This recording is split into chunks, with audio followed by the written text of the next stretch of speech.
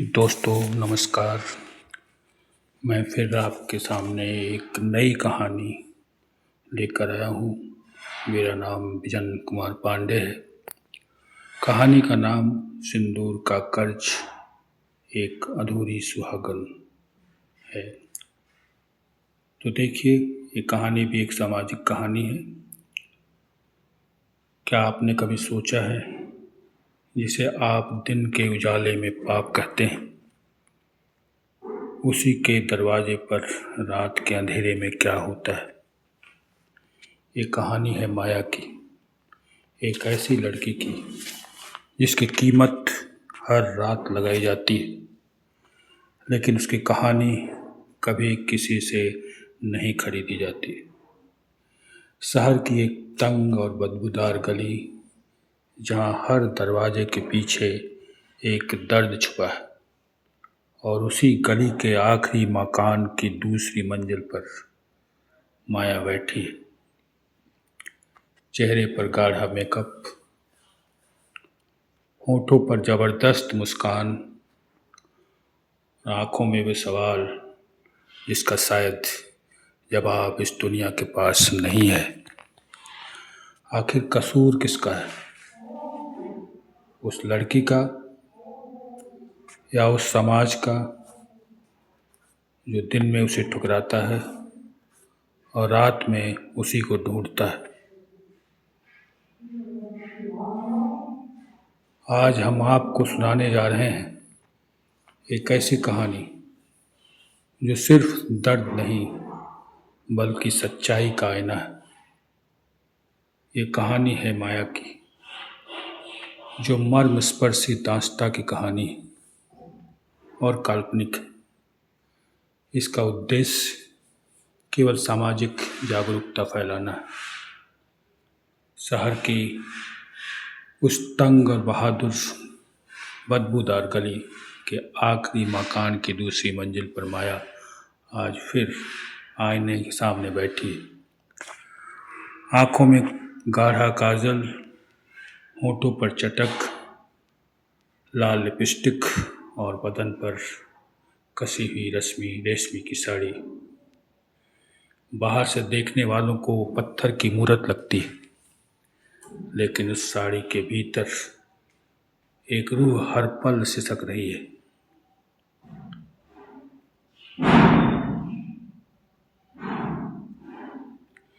माया की कहानी यहीं से शुरू नहीं होती, बल्कि उसकी कहानी शुरू हुई थी चंदनपुर के उन हरे भरे खेतों से, जहाँ वो अपनी सहेलियों के साथ तितलियाँ पकड़ कर लाती थी। और एक भोली भाली लड़की थी जिसके सपनों में एक राजकुमार था, और वह राजकुमार था आकाश। आकाश शहर से आया था, सूट बूट में चमकता हुआ लड़का था। उसने माया को मीठे सपनों के जाल में फंसा लिया। उसने कहा, माया, इस छोटे से गांव में तुम्हारी खूबसूरती और हुनर दम तोड़ देंगे। चलो मेरे साथ शहर चलो, मैं तुम्हें रानी बनाकर रखूँगा। और दोनों में प्यार की शुरुआत हो गई। प्यार की आंधी में माया ने अपने माँ बाप की ममता और समाज की लोक लाज को पीछे छोड़ दिया। एक दिन अंधेरी रात में वह सिर्फ अपने बदन के कपड़ों और मन में ढेरों उम्मीदें लेकर आकाश के साथ भाग गई। उसे लगा कि वह अपनी शानदार नई जिंदगी की शुरुआत कर रही है, पर उसे क्या पता था कि वह अपनी ही बर्बादी की दहलीज चूमने जा रही है। शहर पहुंचते ही आकाश का रंग बदल गया। उसका बोलचाल की भाषा ही बदल गई। वह उसे एक आलीशान घर के बजाय उस तंग गली के एक पुराने कोठरी पर ले गया। वहाँ एक अधेड़ उम्र की औरत बैठी थी, जिसे सब खाला कहते थे। पहले से वह इंतजार कर रही थी उसका। माया ने घबरा कर पूछा, आकाश, हम यहाँ क्यों आए? चलो यहाँ से, तुम यहाँ क्यों आए हो? लेकिन आकाश ने माया का हाथ झटक दिया और खाला से नोटों की कड्डी लेते हुए ठंडे लहजे में कहा, माया, आज से यही तुम्हारा घर है। माया, मैंने अपना कर्ज उतार दिया है, अब तुम अपना काम शुरू करो। माया के पैरों के तले जमीन खिसक गई। वो चीखी, चिल्लाई, आकाश के पैर पकड़े, गिड़गिड़ाई, तुमने तो मुझसे शादी का वादा किया था, तुम तो मुझे अपना जान कहते थे, या तुमने क्या किया? आकाश मुड़ा और बिना पीछे देखे चला गया। उस रात उस बंद कमरे में माया के रूह का पहला कत्ल हो गया। जिस सिंदूर को वह अपनी सुहाग के निशान समझती थी, सुहाग की निशानी समझ रही थी, वह सिंदूर कोठे की धूल में मिल गया। आज 5 साल बीत चुके हैं। माया अब यहाँ के सबसे कीमती लड़की मानी जाती। लोग आते हैं, अपना शौक पूरा करते हैं और पैसे फेंक कर चले जाते हैं।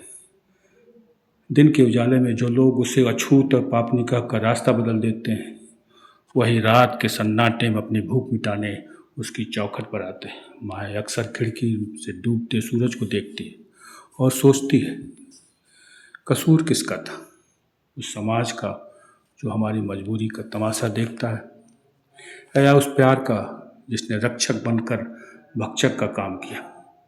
उसकी आंखों से एक आंसू टपक कर उसके गाल पर सजे गाढ़े पाउडर को काट देता है। नीचे से आवाज़ आती है, बहुत तेज आवाज़ आती, माया जल्दी आओ, ग्राहक आया, तैयार हो जाओ जल्दी से।